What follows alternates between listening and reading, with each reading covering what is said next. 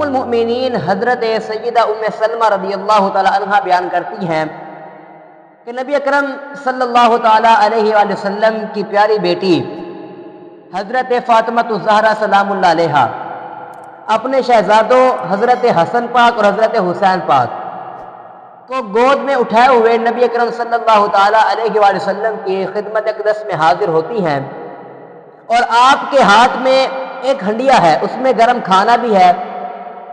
وہ ہنڈیا نبی اکرم صلی اللہ تعالی علیہ وآلہ وسلم کے سامنے رکھ دی تو نبی اکرم صلی اللہ تعالی علیہ وآلہ وسلم نے پوچھا کہ علی کہاں ہے؟ آپ نے عرض کیا کہ گھر میں ہے۔ تو نبی اکرم صلی اللہ تعالی علیہ وآلہ وسلم نے انہیں بلایا۔ بلانے کے بعد پھر آقا علیہ السلام حضرت علی پاک، حضرت سیدہ فاطمہ الزہرا سلام اللہ علیہا، حضرت حسن رضی اللہ تعالیٰ عنہ اور حضرت حسین رضی اللہ تعالیٰ عنہ پنج تن پاک بیٹھ کر کھانا تناول فرمانے لگے۔ کھانا کھانے کے بعد نبی اکرم صلی اللہ تعالیٰ علیہ وآلہ وسلم نے اپنی مبارک چادر ان سب حضرات پہ ڈال کر یہ دعا مانگی اللہ سے۔ کیا دعا مانگی؟ فرمایا اللہم عادی من آداہم ووالی من والاہم، فرمایا اے اللہ جو ان سے دشمنی رکھے، کیا کہا؟ جو ان سے دشمنی رکھے تو اسے دشمن رکھ، اور جو ان سے محبت کرے تو ان سے محبت فرما۔ یعنی کہ پنجتن پاک سے جو بندہ دشمنی رکھتا ہے تو اللہ تعالیٰ بھی ان سے دشمنی رکھتا ہے، اور جو پنجتن پاک سے محبت کرتے ہیں اللہ تبارک و تعالیٰ بھی ان سے محبت کرتا ہے، اللہ تعالیٰ بھی ان سے محبت کرتا ہے۔ آج دیکھیں کہ محرم الحرام کا مہینہ شروع ہے، اور آج 6 تاریخ ہے محرم الحرام کی، تو لوگ حضرت امام حسین رضی اللہ تعالیٰ عنہ کی یاد میں ماتم کرتے ہیں، جناب اپنے جسم پر ظلم کرتے ہیں، لہو لہان کر دیتے ہیں، کوئی زنجیریں مار رہا ہے، کوئی تلواریں مار رہا ہے، کوئی کیا کر رہا ہے، کوئی کیا کر رہا ہے۔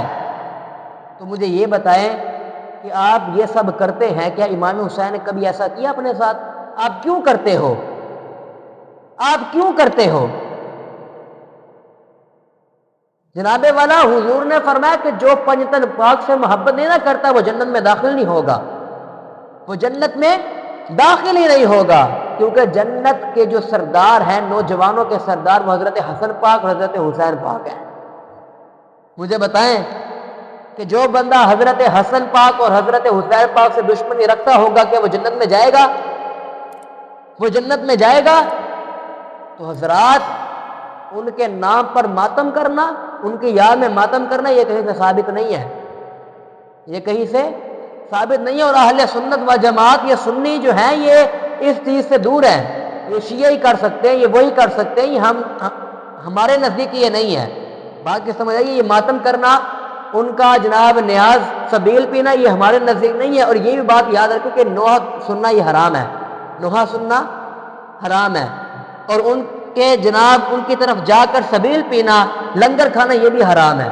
اور محرم میں کالے رنگ کے کپڑے پہننا اور سرخ رنگ کا لباس پہننا یہ بھی حرام ہے، یہ بھی گناہ ہے۔ بات کو سمجھ آئی ہے؟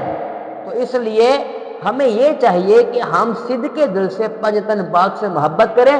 اگر ہم نے ذکر امام حسین کرنا ہے تو ہم گھر میں محفل سجائیں، محفل سجائیں، اور اپنی اولاد کو حضرت امام حسین رضی اللہ تعالیٰ عنہ کی سیرت کے متعلق بتائیں، پنجتن پاک کی سیرت کے متعلق بتایا جائے انہیں۔